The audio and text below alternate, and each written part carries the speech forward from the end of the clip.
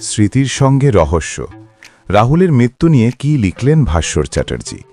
একটা পোস্ট, আর তার মধ্যেই লুকিয়ে রয়েছে দীর্ঘ ২১ বছরের সম্পর্ক, অসংখ্য স্মৃতি আর এক গভীর প্রশ্ন। ভাস্বর চ্যাটার্জি তার ফেসবুক পোস্টে যেন সবটাই একসঙ্গে তুলে ধরেছেন।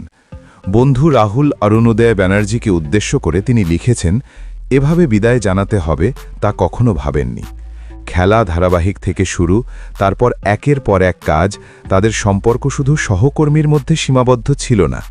তিনি মনে করিয়ে দেন কিভাবে গীতা এলএলবির সময় আড্ডায় রাহুল নিজের ভবিষ্যৎ পরিকল্পনার কথা বলতেন, এমনকি পডকাস্ট নিয়েও উৎসাহের কথা শেয়ার করেছিলেন।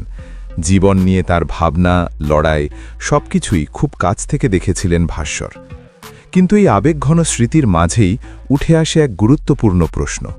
তার কথায়, যদি দুজনেই জলে পড়েন তাহলে একজন বাঁচলেন কিভাবে আর অন্যজনের মৃত্যু হলো কেন? এই প্রশ্নের উত্তর খুঁজতেই তিনি সুষ্ঠু তদন্তের দাবি জানিয়েছেন, কারণ তার বিশ্বাস এই ঘটনার পেছনে এমন কিছু থাকতে পারে যা এখনও সামনে আসেনি। শেষে এসে তার লেখার সবচেয়ে স্পর্শকাতর অংশ, রাহুলের আত্মা হয়তো সব দেখছে, কিন্তু নিজের ছেলেকে ছুঁতে পারছে না। এই ভাবনাই তাকে কষ্ট দিচ্ছে সবচেয়ে বেশি। একটা পোস্ট যা শুধু শোকবার্তা নয়, বন্ধুত্ব, স্মৃতি আর এক অজানা রহস্যের প্রতিচ্ছবি।